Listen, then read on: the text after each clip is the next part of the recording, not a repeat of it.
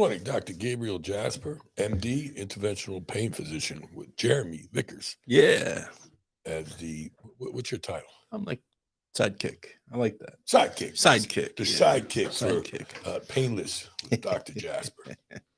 All right. So, I always say this in the beginning. Yeah. I hope there's a lot of new listeners out there. Even if there's one, I like to let them know what we do here at the Jasper Spine Institute.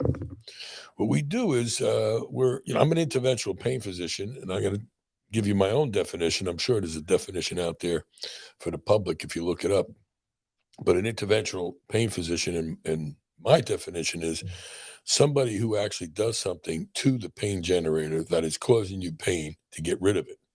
Right. So if you got something causing pain, you got to get rid of it. Otherwise, the pain's not going to go away. Sometimes you can't find it, but we usually find it. Very rare that we can't find it. Right. I mean, I know how to read MRIs. Dr. Scobler knows how to read MRIs. The nurses know how to read MRIs. And when the patients leave my office, they know how to read MRIs. Yeah, that's true. That is true. And if they ever go to another doctor, they can't. Nobody can get over on them because they can read them. Of course, not as good as us, but pretty good. I go there and I explain it to them, so you can see where the pain generators are on the MRI, X-rays, CAT scans. Then you can figure it out based on their symptoms. Where it possibly could be. That's where you start. That's why you do a complete history and physical examination. And that's what I do. I wanted to talk about some specific stuff that I do. Of course, I do the epidurals that people think it's a Band-Aid. Most of the time it's not. Probably 80% of the people do great with just an epidural. And if you're 85 years old and you can get away with having a good life, good quality of life with two epidurals a year or one epidural a year, that's the best. That's the best thing you can do. What are you going to do? And I'll always say this, and every time, and I'll probably say it a couple more times, there's no such a thing as fixing your back with major spine surgery once and for all. Right. That's not going to happen. When you got a bad back, you got a bad back. Learn to live with it, and we will treat it to give you a good quality of life. Yeah. That's the way it is. I had a patient who was actually a friend of mine that called me up the other day, beginning of the week, and told me that he's going for major spine surgery of the neck, anterior, posterior fusion, all kinds of stuff, like 3 or 4 levels. Wow. And he can't sleep at night. He's having major anxiety. And I told him, I said, listen, I've never gone over any of his MRIs. The guy has he's got bad rheumatoid arthritis. So he's got arthritis all over the place. A young guy, he's 10 years younger than me. And he's had his problems, but he walks through it. He lives through it. He enjoys life to the fullest, even though he's a little messed up. He walks funny, but he doesn't even know that. He knows he walks funny, but doesn't affect his life. Right. He's a strong guy, does just about everything that he can do. But he never had anything done to his neck. He had a lot of surgeries to his lumbar spine, and even his thoracic spine. Never had anything done with his neck. So I can imagine that his neck's got to be pretty messed up. Right. All this stuff. And so I said to him, he was scheduled to get surgery. And I said, listen, do yourself a favor. I said, make an appointment for Thursday. We have, a spine surgeon now, Dr. Radcliffe, that comes to Chris Radcliffe. Great guy. Yeah. Smart guy, good hands, very reasonable. And he doesn't do these big surgeries unless they really need him. That's why he comes to my place. Yeah. And I said, come in, let's sit down, the 3 of us. He was on the show once, right? Yeah, he was. Yeah, he was there. Yeah. I said, let's the 3 of us sit down. I've never seen your MRI. Dr. Radcliffe never saw your MRI. And you probably don't know what's going on in your MRI. Because you're a lay person. You don't know anything about medicine. Let's sit down and we'll be honest. I'm your friend. And he is a good doctor, and he doesn't do anything that doesn't need to be done. So he comes in, and we look at his MRI, and me and the surgeon look at each other. We're like, it doesn't look bad at all. So it makes you wonder how his lumbar and thoracic spines were previously. Right. That's another story. I'm sure he had problems. But anyway, we look at it, and he's got And then we do the history. He's got pain from his wrist to his hands. And they want to do major spine surgery. The pain isn't coming from the neck if it's only from the wrist to the hands. And within 5 minutes, we both diagnosed the fact that he's got carpal tunnel syndrome. But they did this, they did EMGs on him, electromyograms. And people think the electromyograms is something similar to like an MRI. An MRI is very objective. Objective means you see a big herniated disc pressing a nerve that's causing the pain. That is objective. You just found the problem. Right, right. But EMGs, in my experience, it's kind of subjective. And subjective is, for example, you and I sit down and eat something. You love it. And I don't like it. Yeah. That's a subjective opinion. It's our taste. We don't like, it's not objective. If you eat something that looks ugly, yeah, and we both say, you know what, that looks ugly. Right. That might be a little subjective, but it's ugly, so it's pretty objective. Right, right. So just to get the terminology down so people understand. And they told him that it's coming from the neck.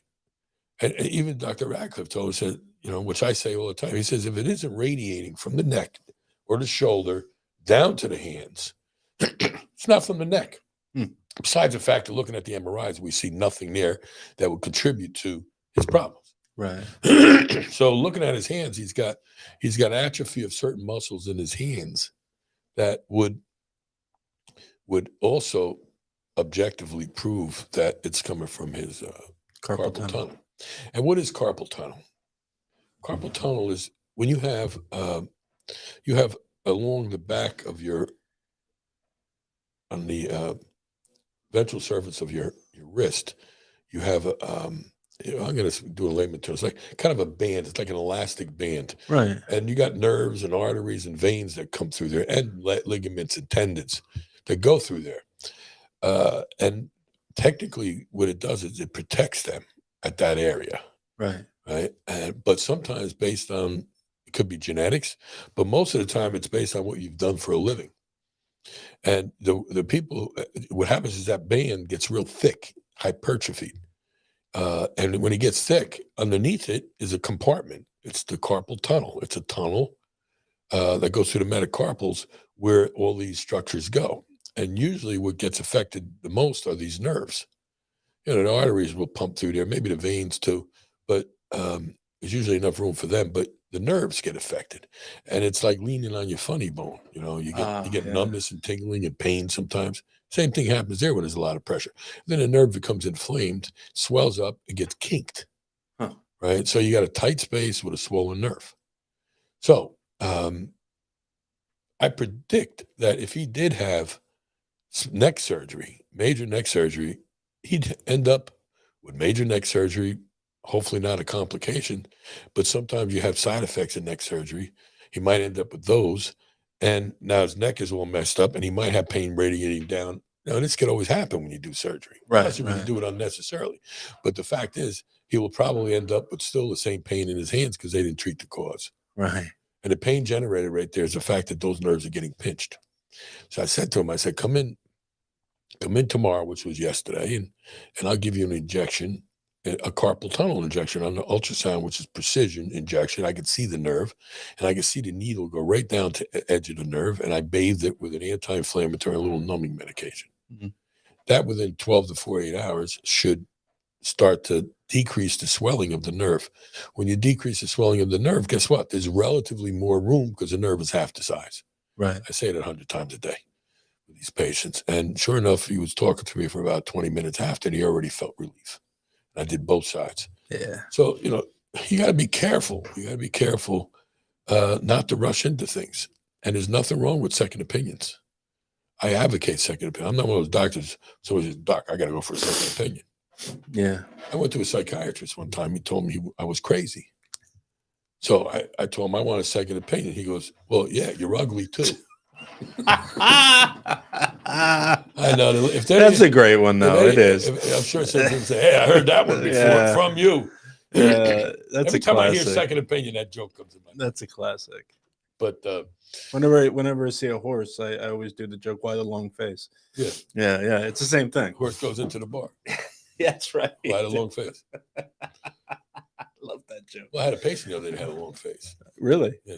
Huh. Of course, I didn't make the joke. Joe, you should. That's when you do You know, at times I'm professional, and at times I could be serious. Right, right. I'm not completely all jokes and crap. Like No. most of the time I probably am, but you know, in a social setting. Last night we went to a Halloween party. Oh yeah. Rosa and I went to a Halloween party, and at first, you know, I've been working out. I think I'm looking pretty good. So you know, you go to these things, you want to dress up to look like, you know, hey, listen, I've been working out. I look good. I want to show it off. Sure, bit, sure. Yeah. Everybody. That's why we work out. That's why you do it. Stay in good shape. You look good. People are like, hey, you look good. Hey, thank you. You know, it makes you feel good, right? Sure. Well, she wanted to go as Wednesday from the Addams Family. Okay. And me as, what's his name? Uncle Fester? No, not Uncle Fester. Gomez? No, the brother, which is Pugsley. Pugsley. I was like, well, you know what they say? You pick your arguments. Right. You pick your battles. She goes, that's simple. I'll go out and buy the stuff. And all of a sudden, and I'm thinking about it. I said, no, I want to go as the Hulk. That's pretty simple. You go get your paint. You paint some green stuff on you that you buy at the costume store, and you cut up some pants and a shirt, and you're the Hulk, right? Of course, you know that's a little exaggerated. I'm not built anything like the Hulk, but it's, you know, Halloween. In your head, it just makes sense. Yeah. I don't want to go with Pugsley. I'm just not a Pugsley kind of guy. Like, why not Gomez and Morticia? Well, that's what I told her. She goes, that's too much. There's a lot of makeup, the hair. I could just do my hair and pigtails and I'll buy you a shirt and we'll get you, but I'll fix your hair and we'll do that. And I'm like, all day I'm dreading. I was like, maybe I don't want to go to this party. But you got to be Pugsley. I got to be Pugsley. I said, first of all, Pugsley is overweight. She goes, I could put some some stuff on you. I was like, oh, okay, honey. Yes, honey. Yes, honey. Whatever you want to do. Okay, I already can't wait to come home. Yeah. Before I leave, I can't wait to come home. Right? So that's a good one. I got to use that. I just used it. Yeah. Anyway, so I come home and she goes, I changed my mind. I was like, oh no. Well, who am I going to be now? Pee Wee Herman? And so she goes, and she takes out these camouflage pants. Right. She had my like military boots out, which are really Harley Davidson boots, but they look like black military boots. Yeah. And the kind of pants you tie up like a military guy. Okay. And she takes this camouflage beret with the tie on it that hangs over. She goes, you're going to be Rambo. And she takes out this, I don't have, all my shirts are at the office that I work out with, the cut off sleeves and everything. She goes, I got one for you. It's Tommy, who weighs like, 110 pounds. Soaking wet. Yeah. So you got to put it on me like you're putting on stockings or something. Right? Like I couldn't even bend my shoulder. I put it on. I couldn't breathe half the night. It's so tight. Right. Right. But we look good. She was Ramba. And I was now that's awesome. So we were badass. Yeah. At the party, everybody said, "Damn, you guys look good." I got to show you pictures. Yeah, that's awesome. But I'm going to put the pictures on Facebook. If anybody's listening to us on Facebook, you can see my private thing. Yeah, maybe we'll put it on. I'll put it on Jasper. Yeah. Anyway, so that was fun. We had a good time. It was Chuck Farrell. He's an old friend of mine. We've been friends for like 27 years. He started with us with me working as an attending anesthesiologist at a local community hospital. And he moved on to another hospital, and I moved on to what I do. But we're still working. We're still doing good. But he's a little bit younger than me. But anyway, going back to carpal tunnel, it's what we do. You know what I'm saying? A lot of times nobody gives you shots. A lot of these hand surgeons, they can give you shots, right? And most of the time they do it blind. I used to do it blind. I stick the needle in until you feel a little tingling in the area where the nerve is. That means you're close to the nerve. You give the medicine. They're actually pretty accurate. But on the ultrasound, it is precise. You know exactly where that nerve is. You don't touch the nerve. You go in the sheath or just outside the sheath and you bathe it with the medication. And it works tremendously. So if anybody has, number one, if anybody's out there that's getting ready to get neck cervical spine surgery, fusions and stuff like that, Yeah. or has epidurals and nothing's working, and you only have pain in your hands, it's probably not the neck. It's probably carpal tunnel. You come in, and these injections are not just therapeutic, as they say. In other words, we give you an injection, you feel great for like a long time. That's therapeutic. We give you, if we do that injection and you do feel great, even for like a week, we just made a diagnosis. Yeah. So it's a diagnostic injection. I say this every time. I want people to understand these things. That it's diagnostic, which means that we just diagnose you got carpal tunnel. Yeah. But it doesn't work, the injections. And the next step is do a very simple procedure. And this is why a lot of doctors don't do injections, because actually carpal tunnel release is like a 3 to 5 minute, maybe 5 minute procedure. Really? Very, very easy. They go underneath the that band, and it's like going underneath a rubber band and cutting the rubber band. Huh. And then it releases. It's carpal tunnel release, and all nerves, all the arteries, all the veins, tendons, everything become free. So it probably doesn't take too much longer to do that than it does do an injection. But I do injection in the office. It's quick. There's no real preparation. But if you do a carpal tunnel, you got to go to the surgery center. You got to get pre-admission testing. You got to go through the whole 9 yards. You got to schedule a whole day for it, stuff like that. Which is not a bad thing. However, you could do the injection, and in the precision injection, and it doesn't work. Guess what? It's probably not carpal tunnel. Huh. Could be something else, and you go further into, you go back to the drawing board and figure it out. Is that procedure like relatively new? What, carpal tunnel? Yeah. No, it's been around for years, hundreds of years, not hundreds, but as long as I've ever been in medicine, which is many, many years, it's been around. Wow. I don't know when it. No, my gran suffered from it. She was a waitress, and she suffered from it. And if I had known, Where is she's local? Yeah, she used to live. I mean, she's passed now, but she was right here in Brick. So I mean, this is a good topic then today. You didn't even know about it. Yeah, no, I didn't know this at all. And I'm sure there's a lot of people out there don't know about it. Just people. I mean, she used to have braces on her wrists and stuff, and the pain that she would get from it was like carpal tunnel release injection. No big deal. Wow.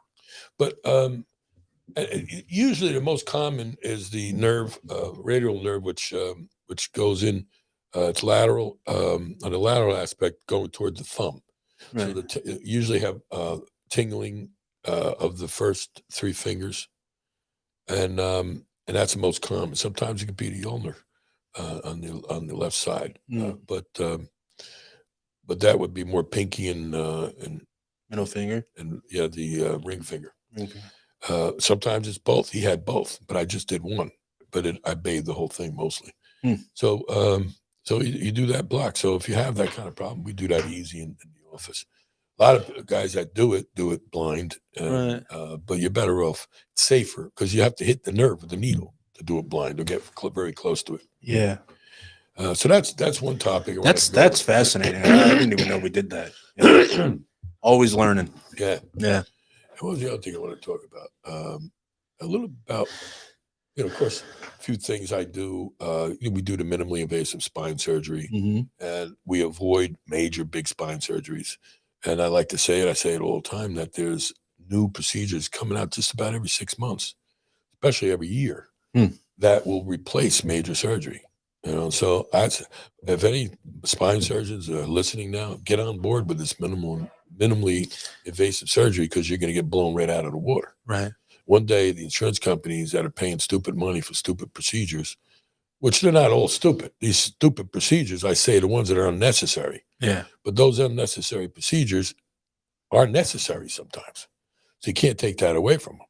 But the majority of them are unnecessary, based on the fact that all these new procedures are coming out that are remedying all of this stuff. That it's not overkill, and sometimes you just get one pain generator at a time, and that's the way I do it. One pain generator at a time. We get rid of that pain generator, we start working on the next. Yeah. I joked around with a patient the other day. He goes, "Doc, you got me all fixed up last year. I'm back again." I said, "You're like the Golden Gate Bridge." They start painting it, and when it's done, you start painting it again. Right. And that's really, I hate to say it, and some people might be sitting out there, "I don't want to go to that doctor. I don't want him working on me all the time." But when you have a bad back, you'll always have a bad back. You just don't want to do something stupid I keep using the word stupid. Yeah. Not stupid, because most people do it. They're not stupid. Wrong, Do you it. mean, when you say Yeah, stupid? something that you don't understand, that is not the right thing. Yeah. And then you have no alternatives next time. You have no options later. That's the point. But I like to talk a little bit about insurances. Like I said, every time I mention the word insurance, I get an anxiety attack. Right. Number one, it's very hard to understand. And they change all the time. It's always changing. Yeah. And you think, big insurance companies, they're legit, right? You talk to them, you write to them, you email them, on the phone with them, and you make decisions with them, and they screw you at the end all the time. Maybe 99% of the time. They're not out there to help you. Right. They're out there to pay you the least amount possible.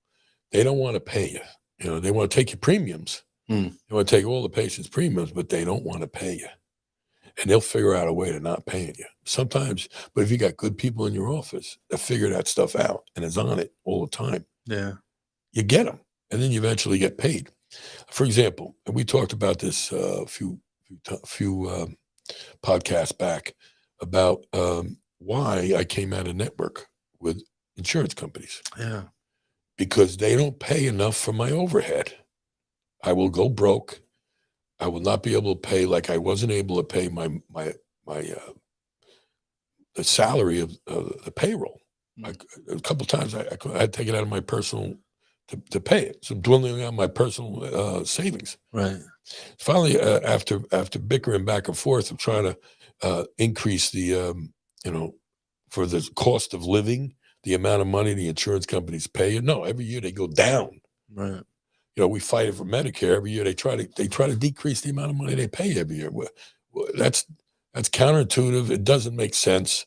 Our people that sell us stuff from my office, they don't decrease the prices every year. They go up. So how are we supposed to support our system there? So after back and forth, finally, when I told them what I needed in order to survive, not even to make tons of money, they thought it was ridiculous, so they never called us back. So we we were forced to come out. We wrote them official letters, emails.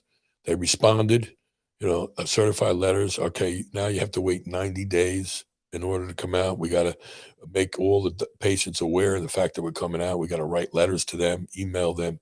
It's got to be letters that are documented that we send them. It's all legal stuff. Right. You got to give them the option of staying or going somewhere else. Some of them have out-of-network benefits. Some of them don't, which means that if you don't have out-of-network benefits, you can't go to a doctor that doesn't take your insurance. If you pay a little extra, which is probably not that much, because insurance is expensive anyway, you pay a little extra, now you have out-of-network benefits. If you have out-of-network benefits, which is a good thing, you go to any doctor you want, and then they pay out-of-network benefit fees, which are more than in-network.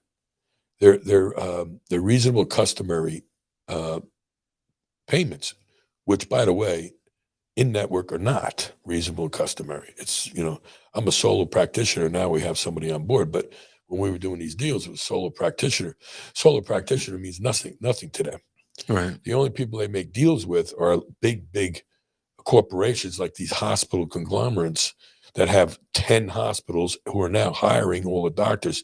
So they have leverage.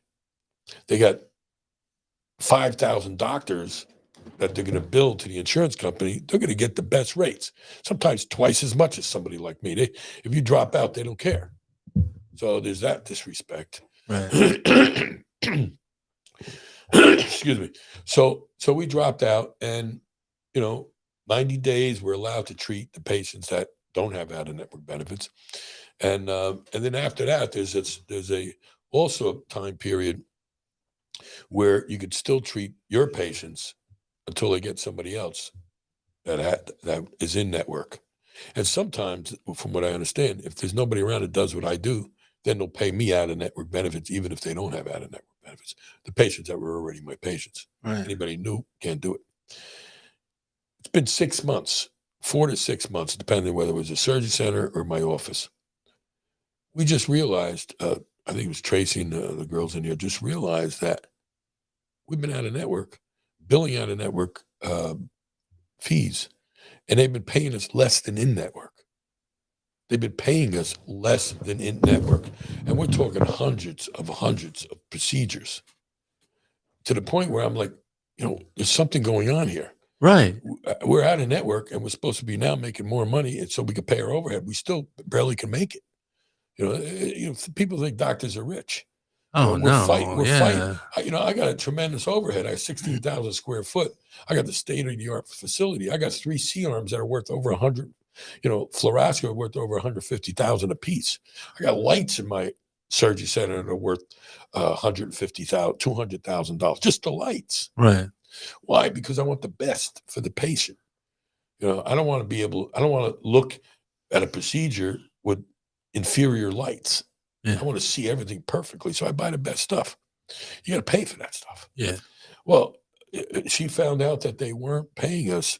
And when they were paying us in network, they were paying us more then than they are now. At 6 months of this stuff. So she said she straightened it all out. Oh, thank God. And they're aware of it. She talked to some nice lady down there. She goes, you know what? We, as the insurance company, has made a mistake, and we're going to resubmit all of these bills, whatever they call them, and you'll get what we owe you. Oh, So fantastic. it's good news and bad news. The bad news is that we went all this time barely surviving, and sometimes not paying the payroll. Right. And a lot of the suppliers that give me supplies, their bills are getting bigger and bigger. The good news is now hopefully we'll get a nice lump of money that we can, the bleeding will stop, and we'll be able to, Right. like somebody needs blood, you pump some blood into them and they feel good. That's what's going to happen, hopefully. Yeah, we were scratching our heads trying to figure out what the heck is going on. Yeah, it was ridiculous. And we got 2 of us now working. So you would think 2 of us, and he's getting busy. Right. That we're not going to make tons of money, but the gross collection should increase, which means that the amount of money that's billed out is increased. Therefore, the amount of money comes in should increase. Right. He's got to get paid. We have to get other people to help him and help us. So, other people got to be paid, using more supplies. Right. Suppliers got to get paid. And we were making less money than I was alone. Thank God we figured that out. Yeah. Jesus. Well, the people that are listening, it's nice that, I mention this stuff because, we're physicians, we're taking care of patients, and patients don't understand, what's going on. They see a doctor drives up with a beautiful old piece of junk like me. No, I got a lot of old cars, and most of them are they're not like exotic, expensive, classic cars. They're just drivers that I like, and they don't cost much. Yeah. But patients, they make the jokes. What do you want to do this procedure so you can pay for your RV? Right. They think doctors are rich because they still think that back in the day, they always just, you don't trust those people. They just they'll keep tacking on prices and stuff like that. No, I get it. It's a bad rap you guys got. Yeah. And I hate to be negative. But now that we're on the subject, things pop into my mind like what happened to me this week. And I don't demand any more respect than anybody else. But when I was a kid, I used to go to the hospital with my grandfather, who graduated medical school in 1923 from McGill University, went to Johns Hopkins too, and he was a general surgeon for over 50 years. And when I was a kid, sometimes I go to the hospital to make house calls. My father, the same thing. He practiced for over 60 years. And when we used to we see people. We go to the hospital. You walk into the hospital, they treat you with so much respect. It was such a pleasure, and you made you feel good that they respected your father so much. And patients were like that. Yeah. And sometimes you get some of the Spanish people, or not to be to single out any type of race, but the Italians, they're like old school. They treat you like the way they used to treat my father. But the majority of them treat you like crap. like they're mad at you. Yeah. That's today's society, you know. And I'll give you a perfect example of that. Okay. My father got COVID last week. Oh, I know. Week Jesus. before, right? How's he doing right now? He's doing much better. Good. He got COVID, right? And as soon as he got COVID, and we diagnosed him with COVID, we had somebody, you know, take care of him. He lives in a separate apartment downstairs from us. You know, it's completely separate. He's got his own kitchen. He's got his bathroom. He's got a shower. He's got everything. And me as a physician, that sees patients all the time, you know, came out of contact with him during this time. And we had, you know, people come in and take his vital signs and everything. We started him on medication, the COVID medication. And also he had a UTI, you know, urinary tract infection.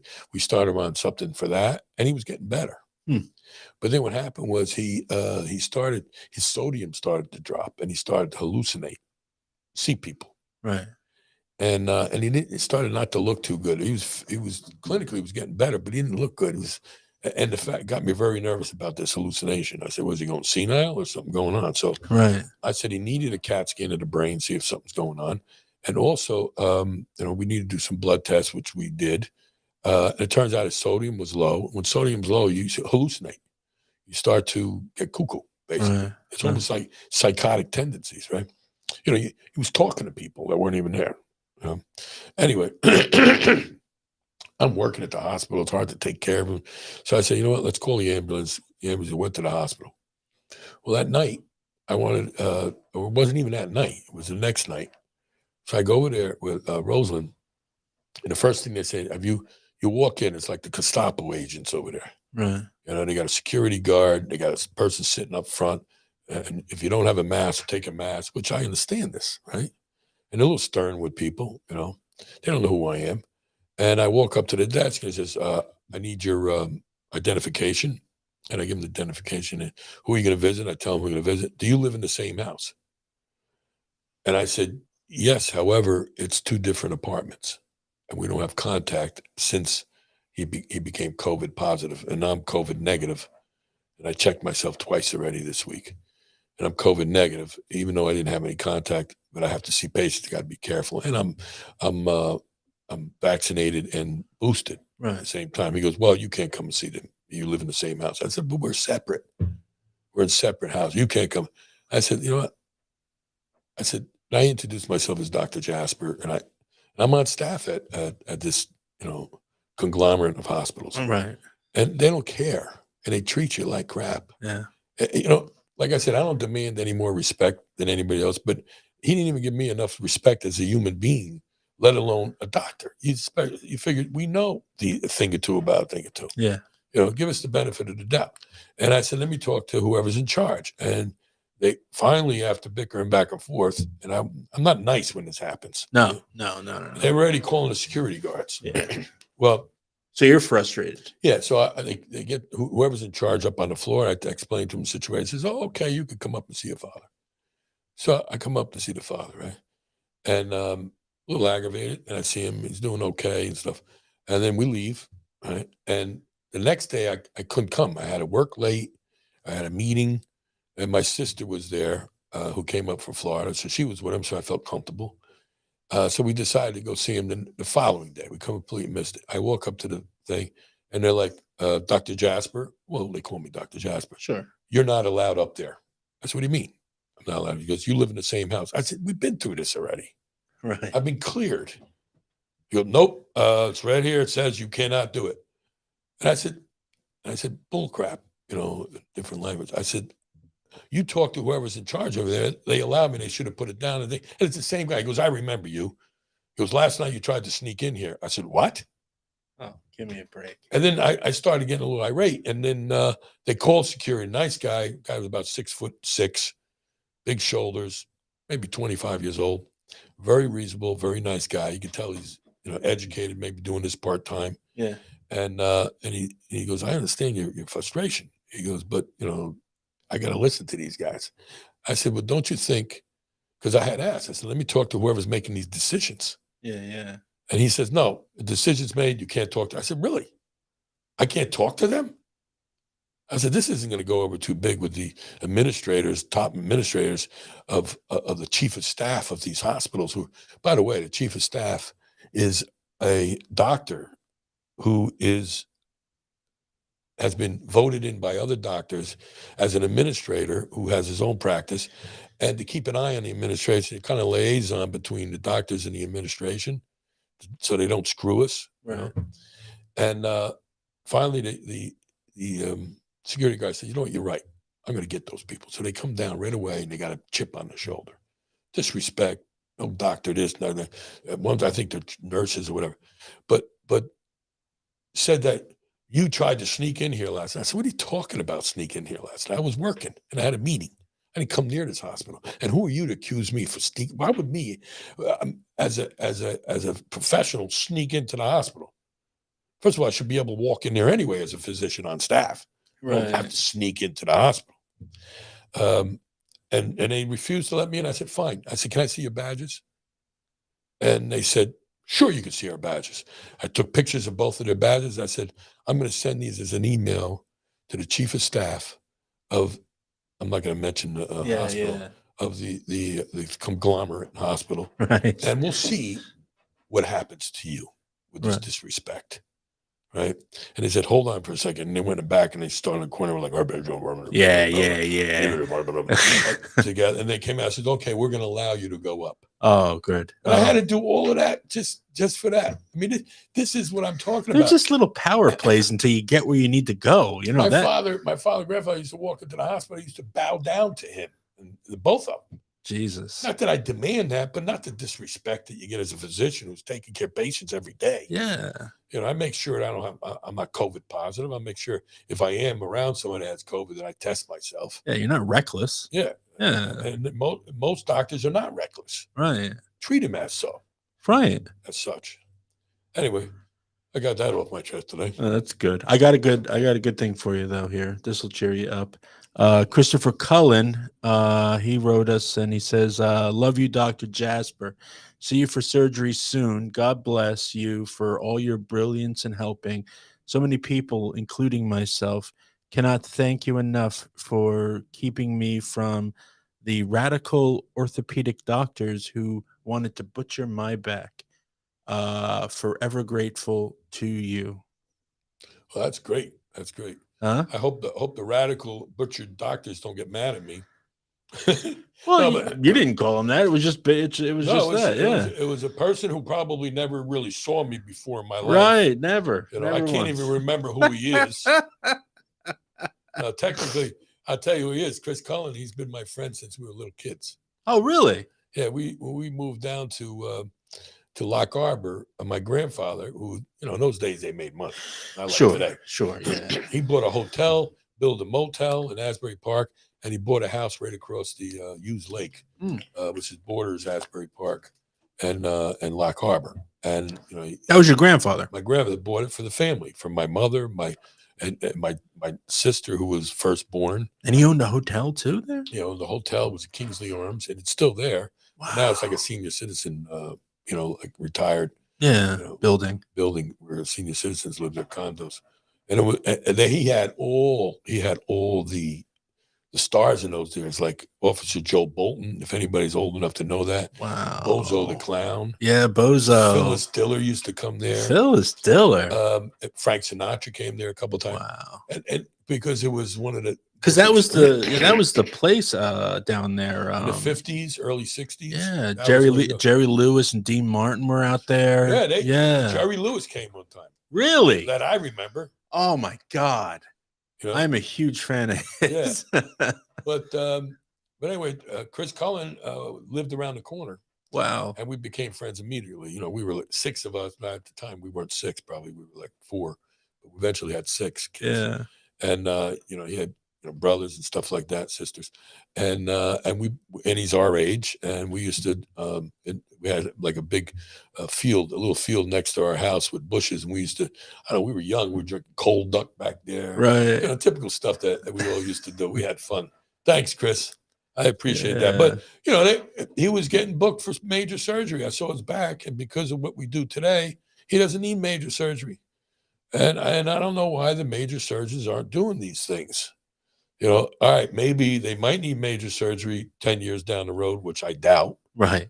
because a year down the road, something new is going to come out to avoid it. Sure. Thank God I got those guys in the basement, those scientists down in the basement figuring out how to make things better. Right. Because they're the ones that are coming out. Like Felix used to say, they came out with a new radar system, the cops. I used to tell him that. He goes, don't worry about it. They got these scientists in the basement figuring out how to counter their new radar systems. Right. So we'll have new radar detectors coming out.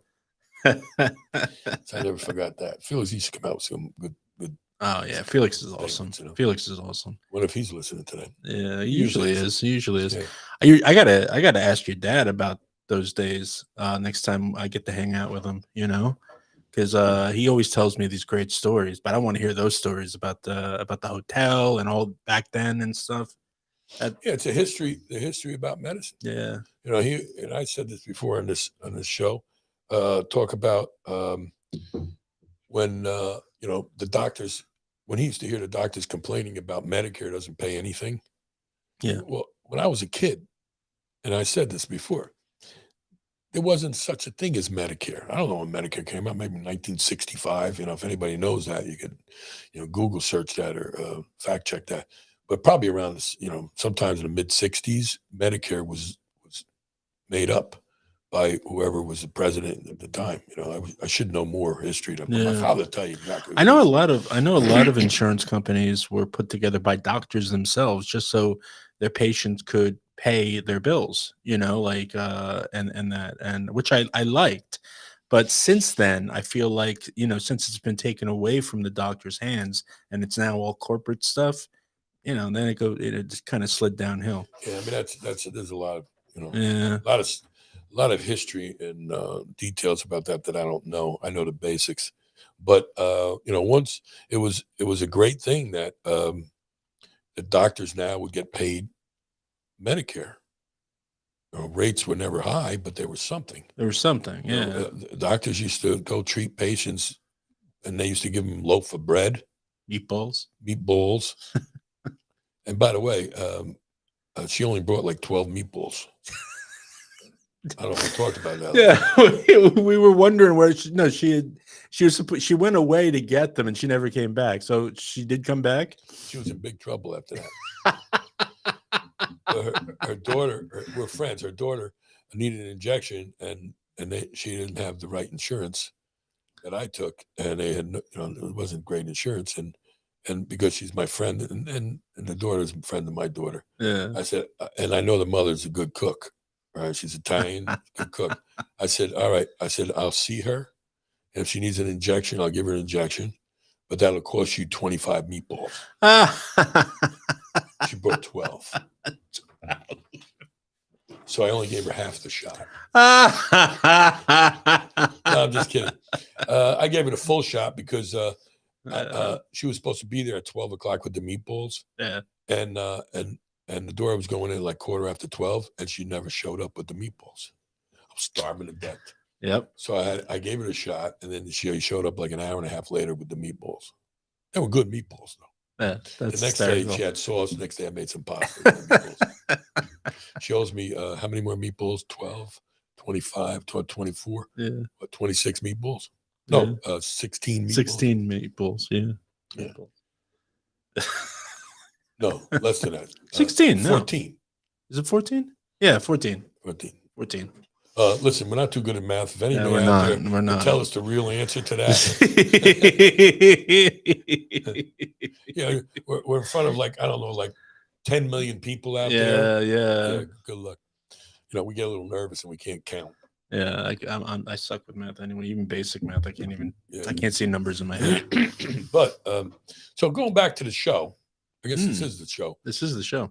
But some of the things that we do, like I said, we find a pain generator. We do that minimally invasive. That's the best stuff. Yeah. Oh, and you know what? Again, broken backs. There's still a lot of people out there getting compression fractures. Yeah. And suffering through months and months, sometimes years, with these compression fractures. Depends how old you are. Depends how well you heal and how fast you heal. Somebody who's 22 years old who has a car accident and breaks their back and has a compression fracture, they might heal up in 4 weeks, right? But you get somebody in their 60s, 70s, 80s, 90s, and especially in their 80s and above. These are the people that fracture with minimal trauma, Right. sometimes no trauma. I had a patient come in the other day that had a fracture and could not pinpoint how they did it. And but he was in the hospital for a couple of weeks for something else, and they throw you around sometimes like you're a rag doll. From the guy had he had movement issues. He's not too strong, so they got to slide him from the bed to the stretcher to the bed to the chair, and sometimes they're not very ginger. Some of these people think that everybody's strong and they can handle it. A lot of patients that are my normal patients, and they do well with the procedures, and then they come back in a lot of pain. And I said, well, what happened to you? Well, I was in the hospital for pneumonia for 2 weeks. Right. Right. And, or I went to the hospital and had, some people go for colonoscopy and they come out in a lot of pain because you're under anesthesia. They're moving you from one stretcher to the other. And sometimes they slide you and you stop, you move, and you whack a nerve that's in a tight spot that I've already shrunk down to normal size and can live in that channel, that canal. Now swells up again. I got to treat them again. So these things happen.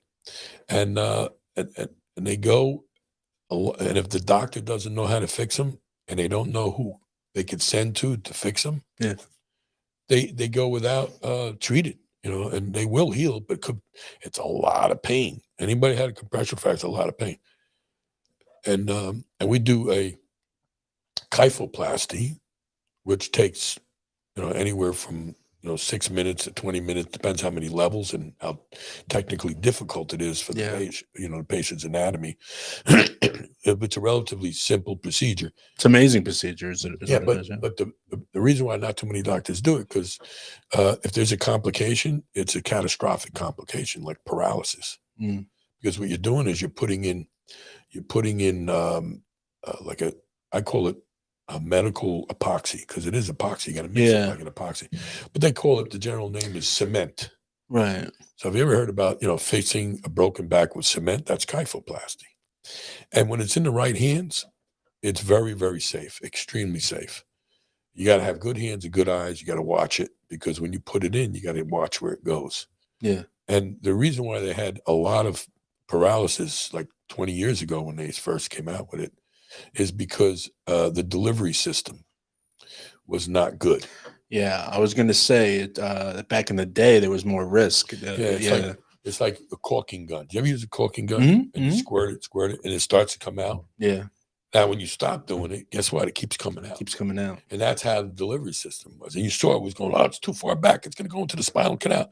There was no way of stopping it. It was screwed. So you had to feel for it, right? Yeah, you had to stop, let it come out, stop. But now they have it where you could turn it, right? As you're turning it, it comes out like a caulking gun, right? Out of the tip. And then when you're done, you turn it back 3 or 4 times, and it actually creates a negative. So it stops it dead in its tracks. Right. So it becomes very safe. But still, people are nervous. Yeah. Because if it does leak where it's not supposed to go, you're gonna have a big problem. Yeah. But the upside is when it's done right with skilled hands, it fixes your broken back, doesn't it? Yeah, and it gets rid of a lot of pain. And when you have that kind of pain, the patient can't breathe right. They can't take deep breaths because the bones are crunching. And when you put the epoxy in or the cement, it fills in the cracks and it stops hurting because it doesn't crunch anymore. It's like somebody falls and breaks their leg or breaks their hand or breaks their finger. Once they splint it and they stop it from moving, demobilize it, it doesn't hurt anymore. Right. But if you took the cast off and started moving the arm, it's going to hurt. Yeah.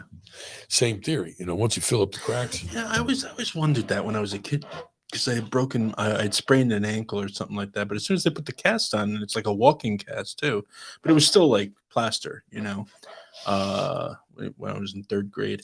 And but I could walk around. I'm like, well, this is crazy. I'm supposed to this is broken, but I can put my weight down on it now. Well, you're really not supposed to on a freshly broken bone put your weight on it. That's Yeah. just supposed to keep it in place.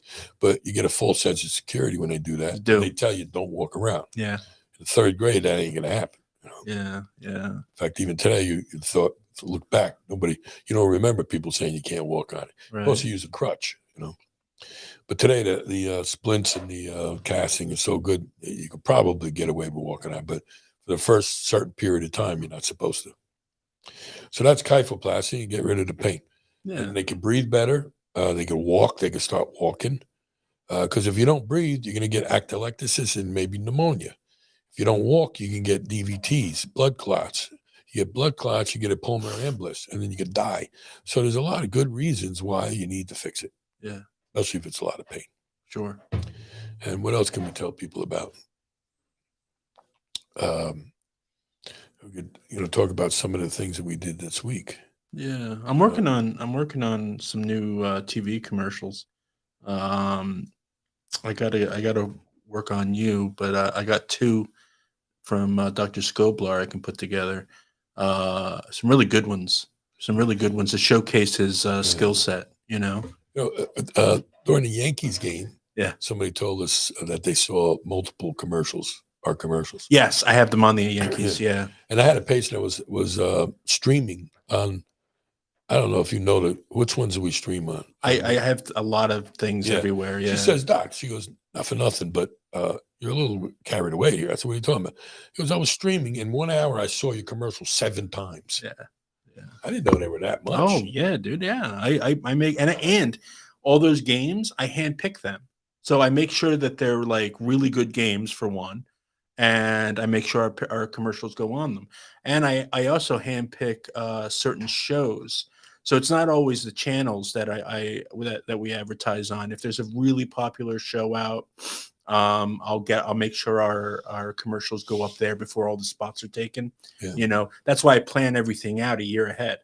And when we're on the Yankees, where is it? Just local? No, that's everywhere. That'll be everywhere. Anywhere that's seen within the cable limit. Yeah. Oh, so not like North Jersey, Newark. It's not going on. It might be, but yeah, because you're advertising on those Yankee channels. So yeah. I know it's hard to believe that we'd go all the way up there, but maybe, yeah. Yeah. I mean, we're everywhere though, and if you're just streaming out there, like say on Roku or on your PlayStation, anywhere where you can find Jasper Spine Institute commercials playing, yeah, you will. And so we're everywhere as much as I can get us on. I'll tell you what, those commercials and on the radio and also on cable, on TV, they've saved a lot of people from a lot of pain. Yeah. They come in and they're like, "Thank God I saw you." And the holiday seasons are coming up. So on Freeform and on Hallmark Channel, you're going to see our commercials all throughout during their 24, 25 days of Christmas. So all the ladies who love those Hallmark Christmas movies, you're going to see a lot of Dr. Jasper. Nobody ever calls in.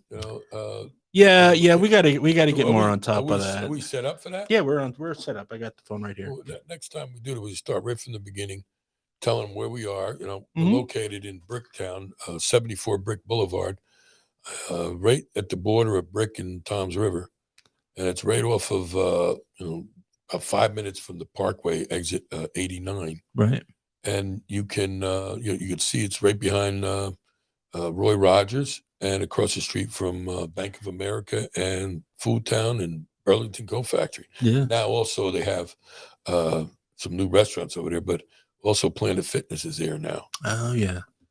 That's where I go to the gym now. They closed down Retro. But yeah, we're easy to get. You can you want to make an appointment, it's right up here on the screen for those of you watching us live.